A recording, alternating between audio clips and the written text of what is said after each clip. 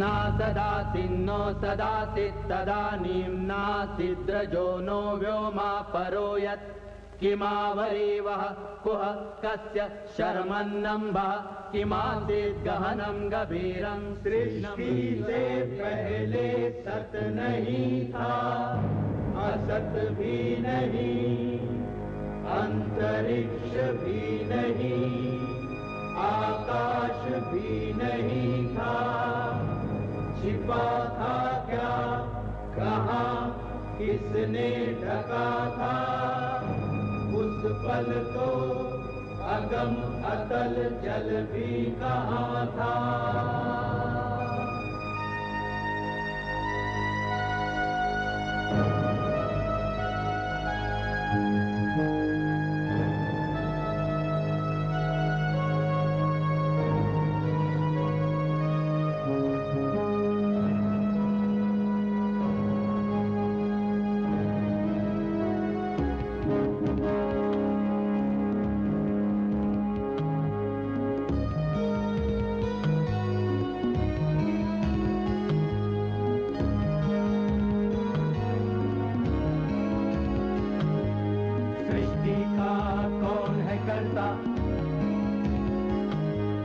करता है वाह करता,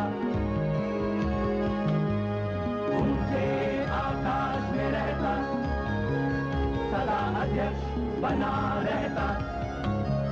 वही सचमुच में जानता या नहीं भी जानता है, किसी को नहीं पता, नहीं पता, नहीं है पता, नहीं है पता।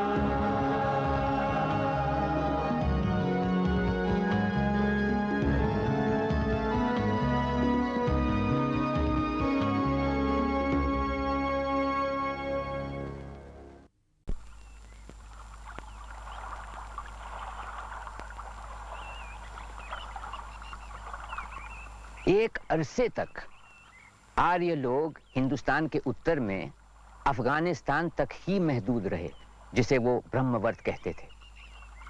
बाद में जब वो गंगा और यमुना के मैदानों में आकर बस गए, तब अपने इस नए वतन को आर्यवर्त कहने लगे।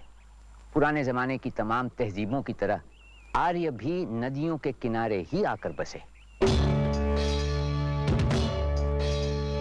विदेख माधव चला अग्नि वैश्वानर को जब मुख में लेकर जला जलाता सरस्वती के पूर्वी तट के सभी चराचर भस्म वनस्पति प्राणी जगत भी सूखी सरिता रही रेत भर बहती रही सदा नीराही। उत्तर में हिम पर्वत ऊपर नहीं बढ़ सके थे ब्राह्मण भी उस नदिया को कभी पार कर फैला हुआ सदा नीरा के पूर्वी तट पर गहरा दलदल। स्वाद नहीं अब तक खा पाया वैश्वानर ने धरती ऊसर।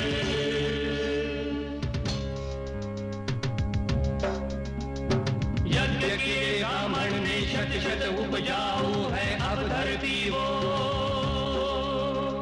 शीतल जल को लेकर बहती तपे दिनों में भी सरिता वो। पूर्व दिशा में रहता माधव अग्निदेव की अनुमति लेकर। कौशल और विदेह देश की सीमा बनती सरिता बहकर।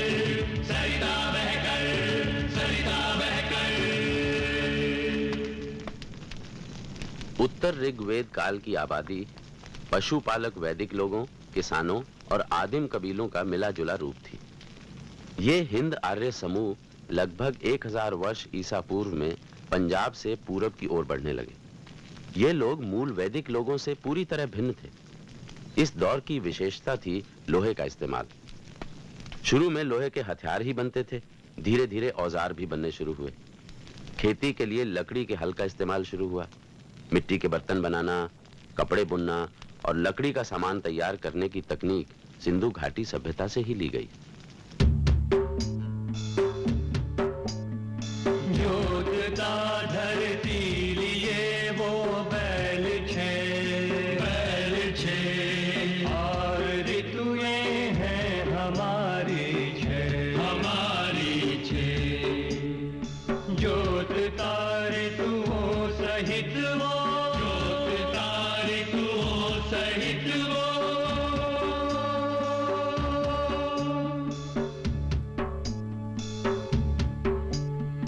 जोतता है बैल ले बारह जोतता है वर्ष के संग वो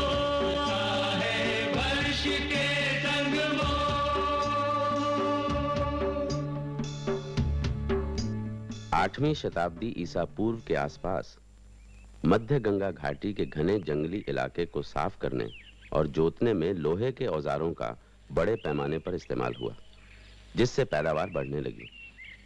यहां तक कि खपत से ज्यादा उत्पादन होने लगा, जिसके आधार पर ग्रामीण बस्तियों और नगरों की स्थापना हुई।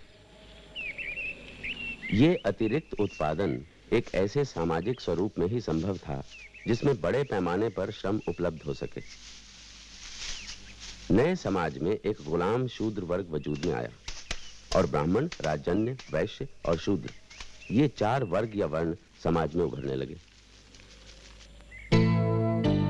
आदि पुरुष के यज्ञ में पुरुष की हवि की देवता होने की धारणा,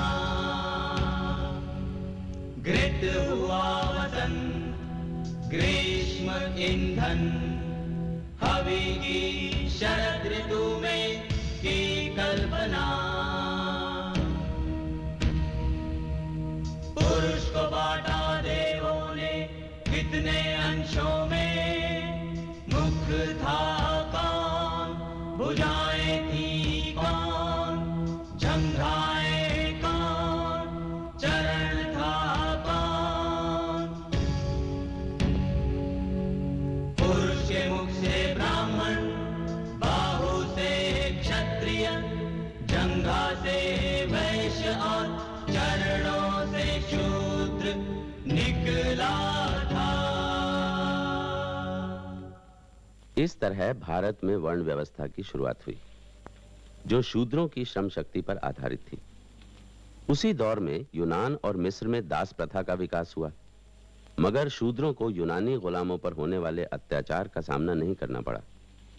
शुरू में शूद्र कबीले का हिस्सा थे और वो कबायली समारोहों में भाग ले सकते थे, लेकिन बाद में जब नगरों का विकास होने लगा, तब शूद्रों के ऊपर कई तरह के अंकुश लगा दिए गए। रामायण में राम ने शूद्र शंबूक को तप करने के अपराध में मृत्यु दंड दे दिया था। इस कथा से राम की क्रूरता का नहीं, बल्कि उस दौर के ब्राह्मणों की स्वार्थपूर्ण भावना का प्रदर्शन होता है, जिसके आधार पर इस कथा को बाद में रामायण में जोड़ा गया। तू तो अभी बच्चा था, तूने तो 14 वसंत भी नहीं देखे। देख देख तो तेरी माँ का हृदय चूर चूर हुआ जाता है, तुझको खोकर वो भी नहीं जीना चाहती है। मेरा बेटा समय ही अकाल के मुंह में चला गया। प्रतापी राजा राम, क्या तुम्हारे राज्य में ऐसा ही होगा? राम, हाँ राम ही है दोषी।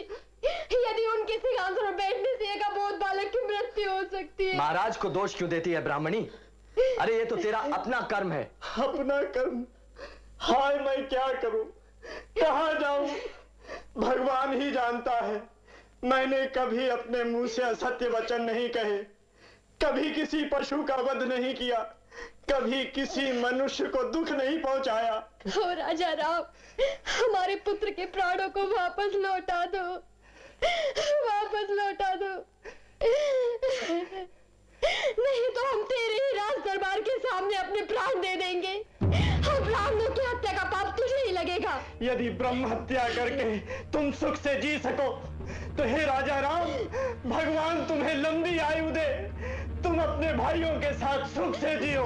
अपने आप को एक इक्ष्वाकु वंश की महान शासक समझने वाले हो राजा राम, सुन लो, जिस राज्य में अबोध बालकों के प्राणों की सुरक्षा नहीं है, वहाँ की प्रजा कभी सुरक्षित नहीं रह सकती। जब कोई राजा अपने कर्तव्य पालन में असफल होता है, तभी ऐसी घटित घटनाएं होती हैं।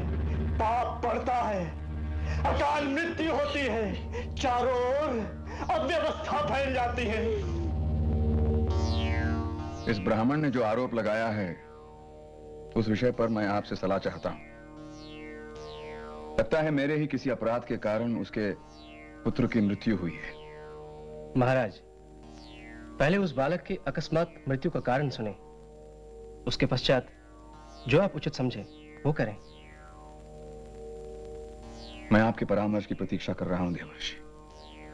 हे यशस्वी महाराज, सतयुग में केवल ब्राह्मण ही तप करके उसके फलों को प्राप्त कर सकते थे। उस युग में अकाल मृत्यु नहीं होती थी, केवल ज्ञानी ही शासक होते थे। त्रेता युग के अवतरित होने पर 4 वर्णों का निर्माण हुआ। ब्राह्मणों के साथ साथ क्षत्रियों को भी तप करने का अधिकार मिल गया। वैश्य व्यापार करते थे और शूद्र इन तीनों वर्णों की सेवा करके अपना जीवन व्यतीत करते थे। इस प्रकार सभी वर्ण विधिवत स्वधर्म का पालन करते थे। द्वापर युग के आने पर जब अधर्म बहुत बढ़ गया, तब वैश्यों को भी तप करने का अधिकार मिल गया। किंतु शूद्रों के लिए इस युग में भी तप करना सर्वथा वर्जित था। राजन, केवल कलयुग में यह संभव है कि शूद्र तप कर सकें। त्रेता युग में ही नहीं, द्वापर युग में भी यदि कोई शूद्र तप करता है तो वो महान पाप है राजन, महान पाप। आप क्या कह रहे हैं महर्षि? क्या हमारे राज्य में ऐसी कोई तपस्या की जा रही है? हाँ भूपति, उच्चता प्राप्त करने की इच्छा से एक शूद्र शंभुक ने तप करने का साहस किया है। उसे निश्चय ही मृत्युदंड मिलना चाहिए। यदि कोई मोक्ष पाने के लिए तप कर रहा है तो उसे मृत्युदंड कैसे दिया जा सकता है महामुनि? महाराज, आपने रावण को भी तो मृत्युदंड दिया था। क्या वो एक महान तपस्वी नहीं था? हाँ, किंतु वो एक महापापी भी तो था। फिर भी वो एक ब्राह्मण था और ये तो एक शूद्र है, और इसका इस युग में तप करना ही उसके मृत्युदंड का एक बहुत बड़ा कारण है महाराज।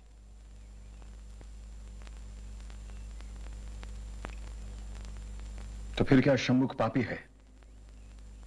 महाराज, यदि राजा शूद्र को दंड नहीं दे सकता तो उसे अवश्य नरकलोक मिलता है। धर्म की पुनर्प्रतिष्ठा कीजिए महाराज, अपनी प्रजा को दीर्घ आयु दीजिए। इस ब्राह्मण बालक को पुनः जन्म प्राप्त करने दीजिए महाराज।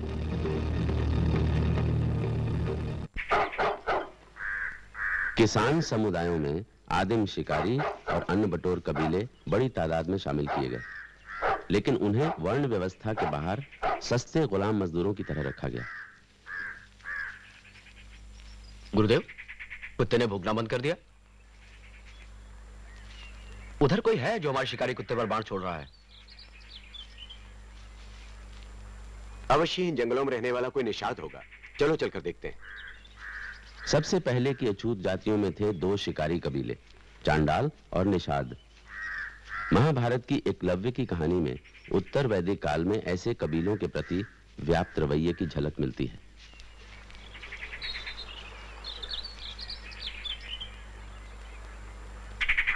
बाण से कुत्ते का मुंह बंद कर दिया गया है। धनुर्विद्या का ऐसा चमत्कार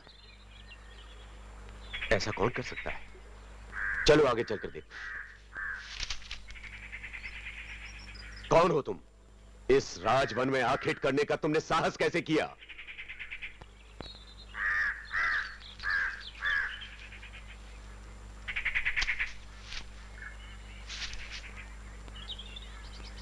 गुरुदेव, मुझे आपका आशीर्वाद चाहिए। मुझे गुरुदेव कहने वाले, मुझसे आशीर्वाद चाहने वाले तुम हो कौन? इससे पहले तो मैंने तुम्हें कभी नहीं देखा। गुरुदेव, मैं एकलव्य नाम का एक निषाद हूं। अपने ही कबीले के सरदार व्याधराज का पुत्र हूं मैं। गुरुदेव, आपने मुझे पहचाना नहीं? मैं आपसे पहले भी मिल चुका हूं। 10 वर्ष पहले मैं आपके पास शिष्य बनने आया था। तब आपने मेरी प्रार्थना को ठुकरा दिया था। ठीक ही किया था मैंने, क्योंकि मैं केवल ब्राह्मणों और क्षत्रियों को ही शिक्षा देता हूं, तुम जैसे निम्न वर्ग में पले हुए व्यक्ति को नहीं। गुरुदेव, यदि मैं निम्न वर्ग में पैदा हुआ हूं तो इसमें मैं क्या कर सकता था? मेरे पास चुनाव की कोई सुविधा थी क्या? गुरुदेव, मेरी प्रतिभा और कुशलता का कोई मूल्य नहीं। मनुष्य यदि अनचाही व्यवस्था में जन्म लेता है तो यह उसका भाग्य है, तुम्हें उसे स्वीकार करना चाहिए। परंतु तुमने इतनी विद्या सीखी कहां से? इतनी विद्या तो मेरे प्रिय शिष्य अर्जुन को भी नहीं आती। गुरुदेव, ये सब आप ही की कृपा है। मेरी कृपा? जी हाँ। आइए, आप स्वयं चल कर देख लीजिए।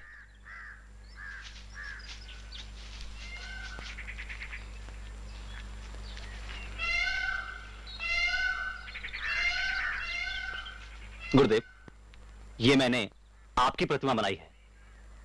इसी से मुझे प्रेरणा मिलती रही।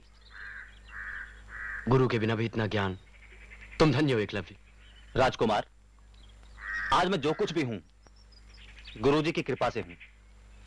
गुरुजी, मेरी इच्छा है आप मुझसे गुरुदक्षिणा मांगिए। परंतु क्यों? मैंने तुम्हें दिया ही क्या है? गुरुजी, मुझे इस तरह से ठुकराइए नहीं। गुरुदेव, क्या आप सम्मान चिन्ह के रूप में भी गुरुदक्षिणा स्वीकार नहीं करेंगे? भला इसमें क्या दोष है? आप इसकी अभिलाषा पूरी करें गुरुदेव। अच्छा, तुम आग्रह करते हो तो, परंतु तुम दे नहीं पाओगे। क्यों नहीं दे पाऊंगा गुरुदेव? आप आज्ञा तो कीजिए। रहने दो, तुम दे नहीं सकोगे। क्यों नहीं दे पाऊंगा गुरुदेव? गुरुदेव, मैं कौरवों या पांडवों सा पुत्र बेशक ना हूं, लेकिन व्याधराज का पुत्र हूं मैं। आप कहें तो अपनी पूरी संपत्ति आपके चरणों में रख दूं। नहीं, धन नहीं चाहिए मुझे। तो फिर?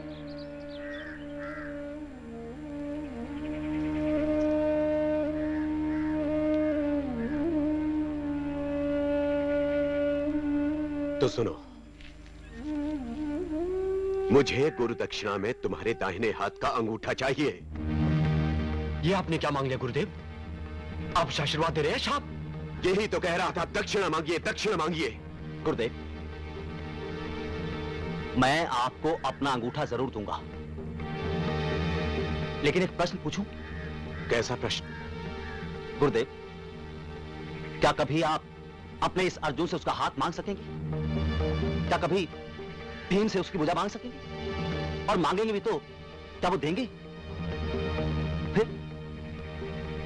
फिर आपने मुझसे मेरा अंगूठा क्यों मांगा? गुरुदेव, क्या आप अपने ही हाथों अपने शिष्य की हत्या नहीं कर रहे? ठीक है, तो मत दो और चलते बनो। नहीं नहीं गुरुदेव, नहीं, मैं आपको गुरु दक्षिणा अवश्य दूंगा।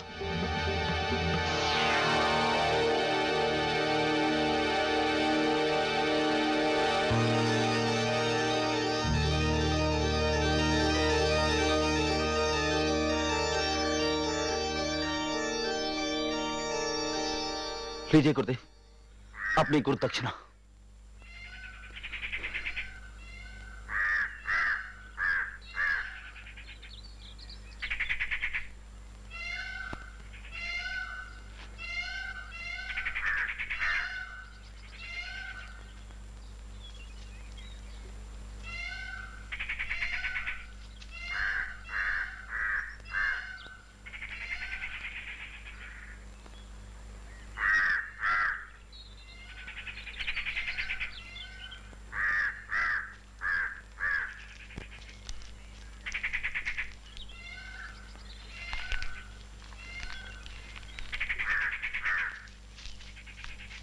ये क्रूरता क्यों गुरुदेव? धर्म की व्यवस्था के लिए। क्या तुम नहीं जानते कि शूद्रों और वनवासियों को धनुर्विद्या नहीं सीखने दी जा सकती? क्योंकि यदि वनवासियों ने युद्ध कला सीख ली तो क्या वे क्षत्रियों की तरह शक्तिशाली होने की आकांक्षा नहीं करने लगेंगे? उस वनवासी का अंगूठा छीनकर मैंने इन संभावनाओं को हमेशा के लिए समाप्त कर दिया है। पर यह अन्याय है गुरुदेव।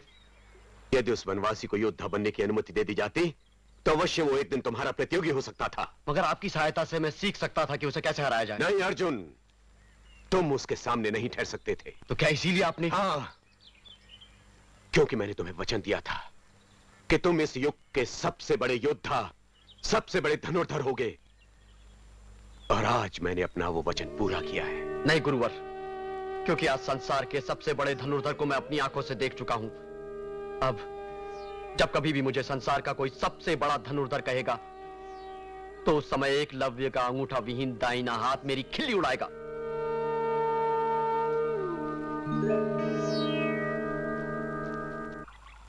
शंबूक और एकलव्य की कथाओं से हमें उस समाज की जानकारी मिलती है जिसमें प्रचलित वर्ण व्यवस्था में ब्राह्मणों का स्तर सबसे ऊंचा था और ब्राह्मण इस दर्जे को बरकरार रखने के लिए जुटे रहते थे। फिर भी ब्राह्मणों की इच्छाओं और वास्तविक स्थिति में काफी फर्क था। जाति प्रथा में कुछ हद तक लचीलापन भी था, जिसकी एक झलक हम 3 पिताओं का पुत्र नामक कहानी में देख सकते हैं। सूर्य प्रभा प्रेतस्य प्रेतत्व निवृत्ति उत्तम लोक प्राप्त्यर्थम सद्गति प्राप्ति द्वारा पिंडदान महंकरिष्ये।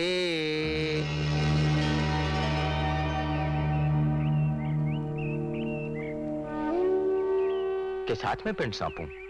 महामहिम, इन हाथों में से एक हाथ निश्चित ही सूली पर चढ़ाए गए व्यक्ति का है, क्योंकि उसकी कलाई पर रस्सी का चिन्ह है। दूसरा किसी ब्राह्मण का हाथ प्रतीत होता है, क्योंकि अपने हाथ में पवित्र धूप पकड़े हुए।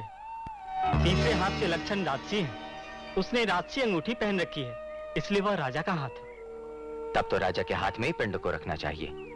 शायद हमें पुकारना चाहिए। जो सच्चा पिता हो वही पिंड स्वीकार करे, दूसरा कोई नहीं।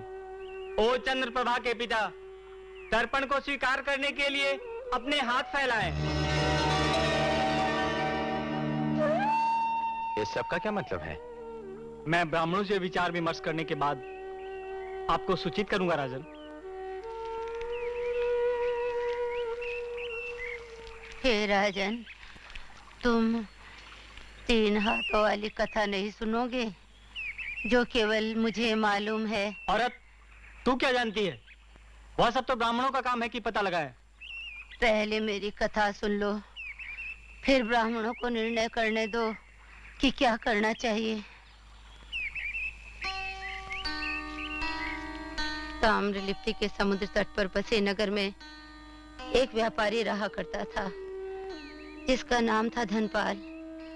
वो धनिकों में भी धनिक था और अपने छोटे से परिवार में बहुत सुखी था। उसकी पत्नी का नाम था शीलवती और बेटी का नाम था धनवती, जो विवाह योग्य थी। एक दिन अचानक ताम्रलिप्ति के राजा जनासंग ने उनके यहाँ राजकीय सेवक भेजा और कहलाया कि धनपाल तुरंत राजकीय वस्तुओं के व्यापार के लिए समंदर पार चला जाए। पिताजी, पिताजी, माँ, पिताजी के लिए बंदरगाह से दूध आया है, जल्दी करने को कहा है। शोर मत करो, तुम्हारे पिताजी अंदर हवन की तैयारी कर रहे हैं। चलो हम भी चल करके प्रार्थना करते हैं, जिससे उनकी यात्रा सफल हो जाए।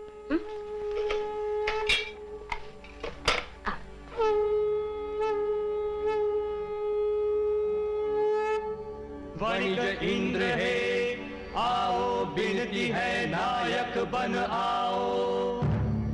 बधिक लुटेरो, जानवरों को हमारे पंथ से हटाओ। हमको धन दिलाओ, धन दिलाओ। धरती आसमान के बीच बिछे पंथों पर दूध और घी की नदियां बहाओ। वणिज का लाभ दिलाओ, लाभ दिलाओ। हमें मूल धन पर विपुल लाभ हो, लाभ हो क्रय में, विक्रय में भी लाभ हो। धन कभी न्यून नहीं हो, प्रतियोगिता भी लाभ कर हो। हे अग्नि, ये हवन सिद्ध हो, हमारे लाभ नाशकों का नाश हो, नाश हो, विनाश हो।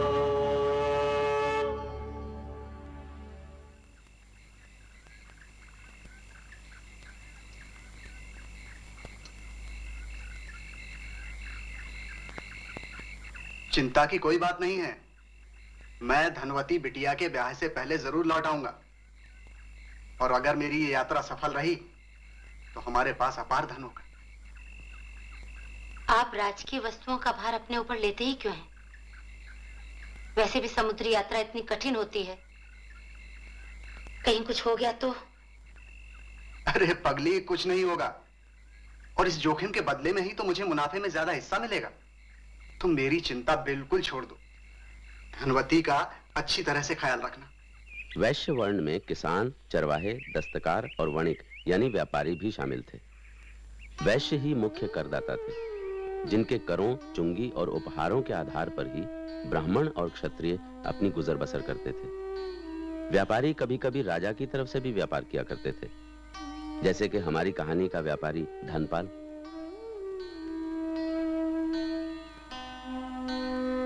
राजकीय वस्तुओं का व्यापार करने के लिए धनपाल तो चला गया समंदर पार। कई मास बीत गए। महाराज, मैं बंदरगाह से आ रहा हूँ। दुखद समाचार है, आपकी पूरी व्यापारिक संपत्ति तूफान में नष्ट हो गई। ये समाचार तुम्हें कैसे मिला? हमारे जलयान के पास से एक और जलयान जा रहा था। उसके चालक ने डूबते लोगों में से एक को सहारा दिया। उसी ने उसे तूफान के बारे में बताया, फिर वो वहीं मर गया। हमारे जलयान का एक भी आदमी नहीं बचा महाराज। ये किसका जलयान था? धनपाल का महाराज। ओह, दुष्ट धनपाल ही हमारी हानि का कारण है। उसकी कोई संतान है? केवल एक पुत्री है महाराज। ठीक है, उसकी पूरी संपत्ति पर अधिकार कर लो और उसकी कन्या को हमारे राजमहल में ले आओ। जी। शीलवती, शीलवती,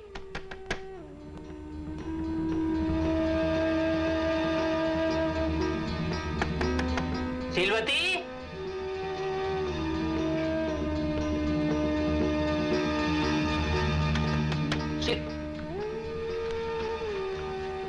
बहन, तुम दक्षिण वाले मार्ग से बाहर निकल जाओ। इस समय वहाँ लोगों का कम आना जाना होता है, तुम्हें छुपने छुपाने की जरूरत नहीं पड़ेगी। बहुत बहुत धन्यवाद भैया इतनी सहायता के लिए। आज तुमने एक विधवा और उसकी बच्ची की जान बचा ली। नहीं नहीं बहन, पड़ोसी मदद के लिए ही तो होते हैं। चलो चलो।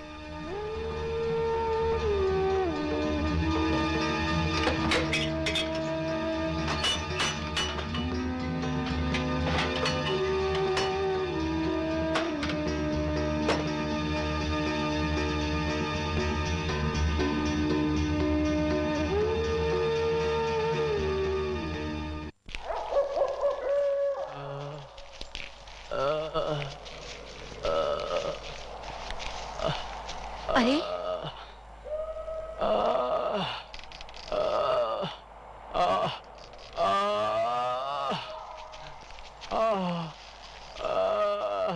ओ भैया, भैया तुम्हारी दशा से कैसे हुई? मुझे देशद्रोह के आरोप में इस राज्य के नीच राजा ने ये दंड दिया है, जबकि मैं सच्चाई के लिए लड़ रहा था। मैंने शूद्र श्रमिकों के एक दल का नेतृत्व किया। वो लोग इस बात के लिए लड़ रहे थे कि उनके साथ पशुओं जैसा व्यवहार ना किया जाए। इस सूली पर भी मुझे मेरी आत्मा मुक्ति नहीं दे रही है। अब भी मुझ में बदला लेने की प्रबल इच्छा है।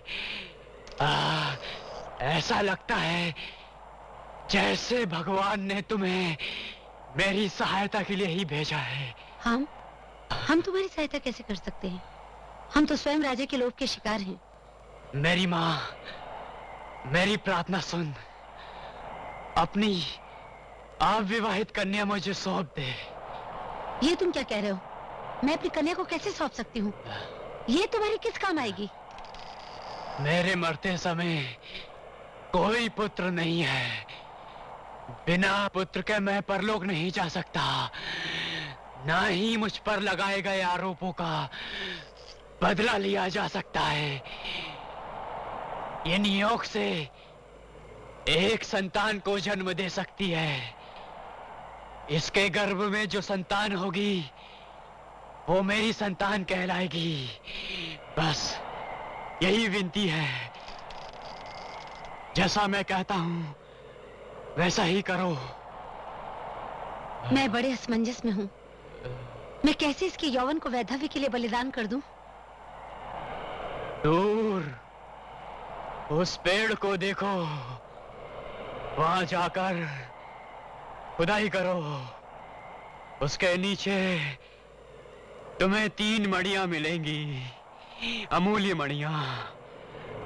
उनमें से एक तुम्हारे लिए है, दूसरी उस आदमी के लिए होगी जिससे मेरी स्त्री गर्भ धारण करेगी, तीसरी उसके लिए जो मेरे पुत्र को युद्ध कला सिखाकर क्षत्रिय के रूप में बड़ा करेगा। तभी इस धरती को उस शापित राजा से मुक्ति मिल सकेगी।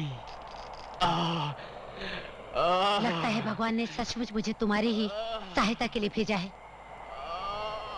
मैं स्वयं उस नीच लोभी राजा जनासंग से बदला लेना चाहती हूँ। मैं तुम्हें वचन देती हूँ, जैसा तुमने कहा है वैसा ही करूंगी। मैं अपनी कुंवारी कन्या को तुम्हें सौंपती हूँ। अब मैं शांति से अपने पूर्वजों के पास जा सकता हूँ।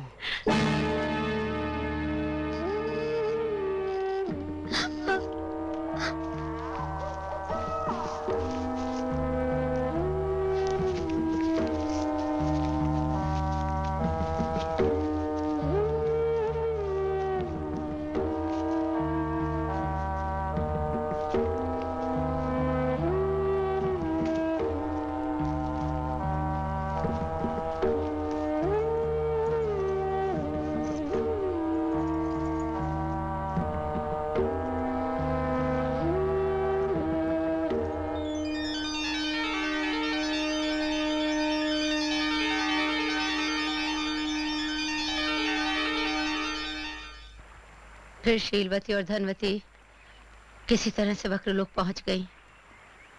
वक्रलोक पहुंचकर वासुदत्त नामक एक ब्राह्मण के यहाँ रहने लगी। कई दिन बीत गए। अचानक शीलवती को उस वचन की याद आई जो उसने अपनी पुत्री के पति को दिया था, यानी उस विद्रोही को जिसे सूली पर चढ़ा दिया गया था। अब शीलवती दिन रात उस दिए हुए वचन को पूरा करने के बारे में सोचने लगी। बहन, बहन। अरे नमस्कार। सब ठीक ठाक है ना? घर पसंद आया? आपकी दया के हम आभारी हैं। सुनिए,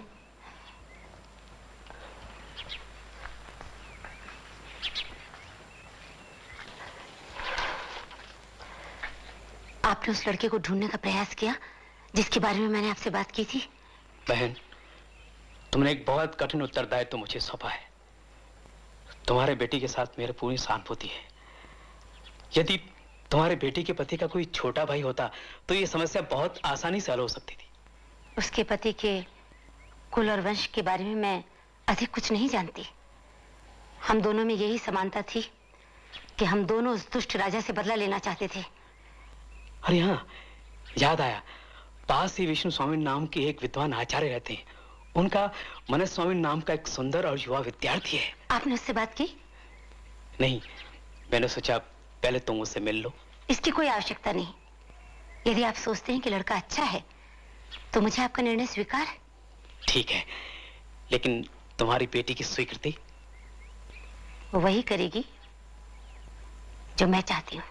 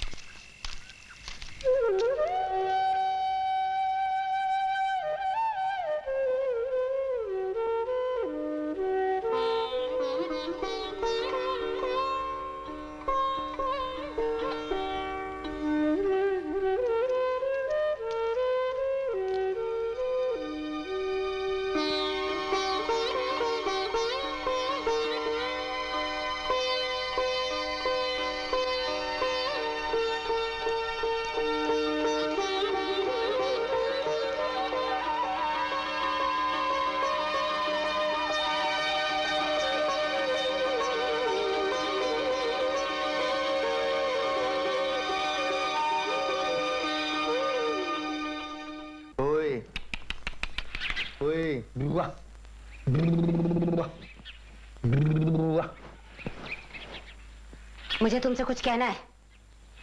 तुम मेरी बेटी और उसके बच्चे से मिलना बंद करो। क्या? तुम चुप करो।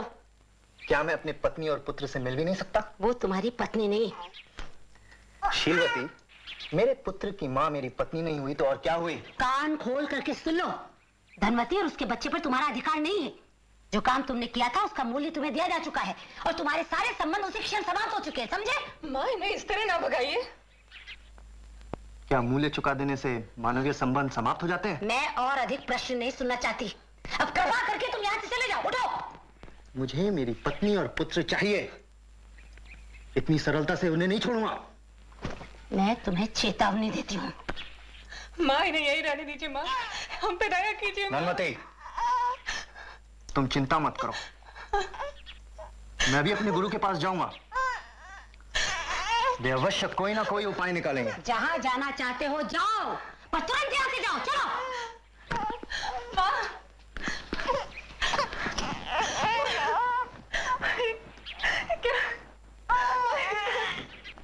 रो मत।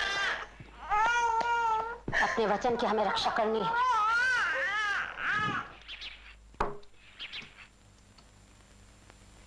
भाई वासुदत्त, भाई वासुदत्त। कौन?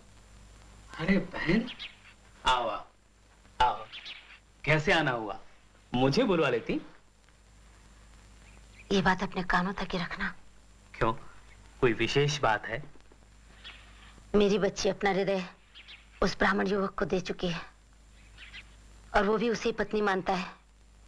उस पर और बच्चे पर अपना अधिकार जताता है। अब वो परामर्श करने अपने गुरु के पास गया है। मेरी बच्ची रो रो कर अपनी जान दिए जा रही है। समझ में नहीं आता कि क्या करूं। तो बहन, इस होने को तुम स्वीकार क्यों नहीं कर लेती? अपना वचन पूरा करने के लिए तुमने पूरे प्रयत्न किए तो। मैं तो अपनी बच्ची को सुखी देखना चाहती हूँ, पर अगर दिए हुए वचन को पूरा नहीं किया तो मैं कभी अपने आप को क्षमा नहीं कर पाऊंगी। उसके बच्चे को जीवन में एक बहुत बड़ा काम करना है और मैं नहीं चाहती कि कोई उसे पथभ्रष्ट करे।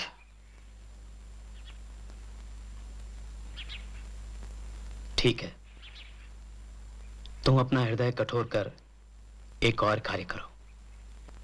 सभी जानते हैं हमारे महाराज सूर्यप्रभा को पुत्र रत्न की लालसा है और महाराज प्रतिदिन नगर के पूरी घाट पर स्नान करने जाते हैं। तुम इस बालक को वहां छोड़ दो। महाराज की दृष्टि अवश्य बालक पर पड़ेगी। आगे प्रभु की इच्छा।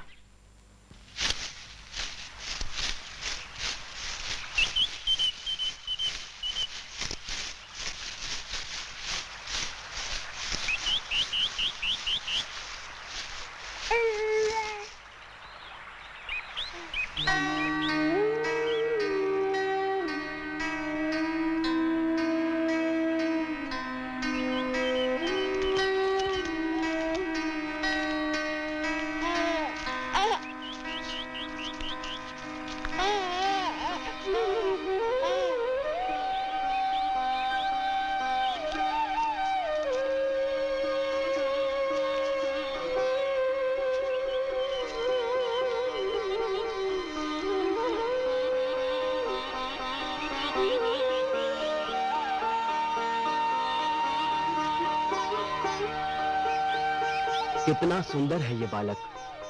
दंड, छत्र और पताका जैसे शुभ चिन्हों के साथ सभी कुछ इसके चक्रवर्ती होने की भविष्यवाणी करते हैं।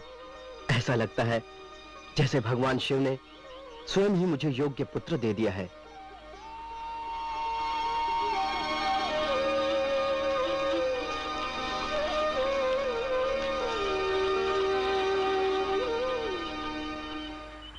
तुम ये सब कैसे जानती हो?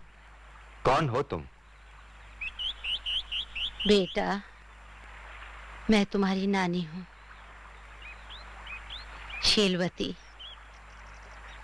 और ये जो तुमने मणि पहनी है वो तुम्हारे पिता ने ही तुमको दी थी। वो विद्रोही? वो मेरा पिता कैसे हो सकता है? मुझे जन्म देने वाला तो ब्राह्मण था और महाराज सूर्यप्रभा ने लाड़ प्यार से मेरा पालन पोषण किया, मुझे शिक्षित किया, फिर मैं उस विद्रोही को अपना पिता कैसे मान सकता हूं? ऐसा मत कहो बेटा, वही तुम्हारे पिता हैं, क्योंकि उन्होंने तुम्हें जीने का एक उद्देश्य दिया है। उनकी इच्छा पूरी करो।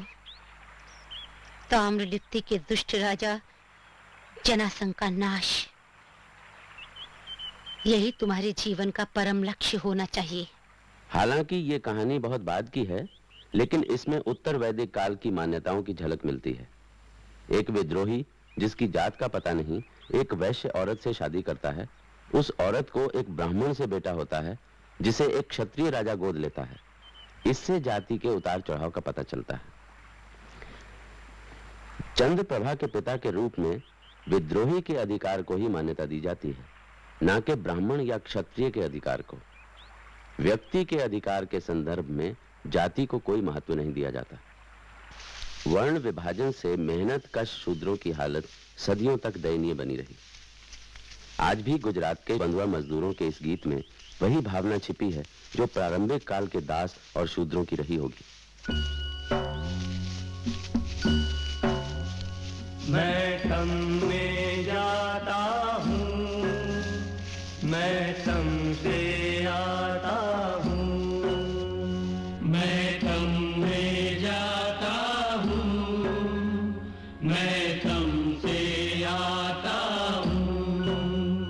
मेरा सारा जीवन अंधियारा, मेरा सारा जीवन अंधियारा, नहीं किरण कोई उजियारा, नहीं किरण कोई उजियारा।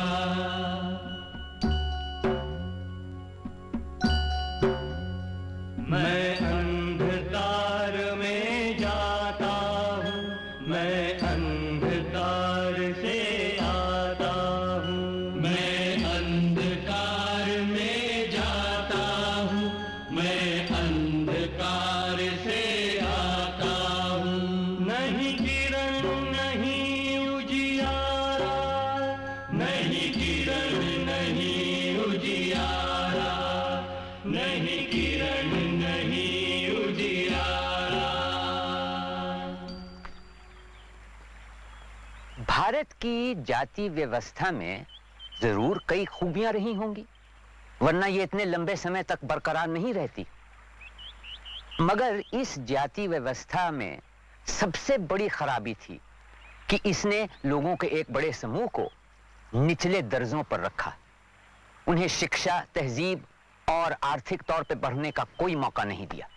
अजीब लगता है कि भारतीय इतिहास में महान व्यक्तियों ने पुरोहितवाद और जाति व्यवस्था के खिलाफ लगातार आवाज उठाई, उसको मिटाने के लिए आंदोलन भी हुए, मगर फिर भी भाग्य की न बदलने वाली धारा की तरह जातिवाद का प्रभाव बढ़ता गया और भारतीय जीवन के पोर पोर में समा गया।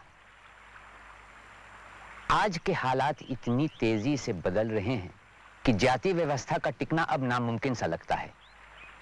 इतनी प्राचीन और महान व्यवस्था के टूटने से सामाजिक जीवन बिखर सकता है, बदहाली बढ़ने की संभावना है, शायद आपस के संबंधों में वैशीपन आ जाए।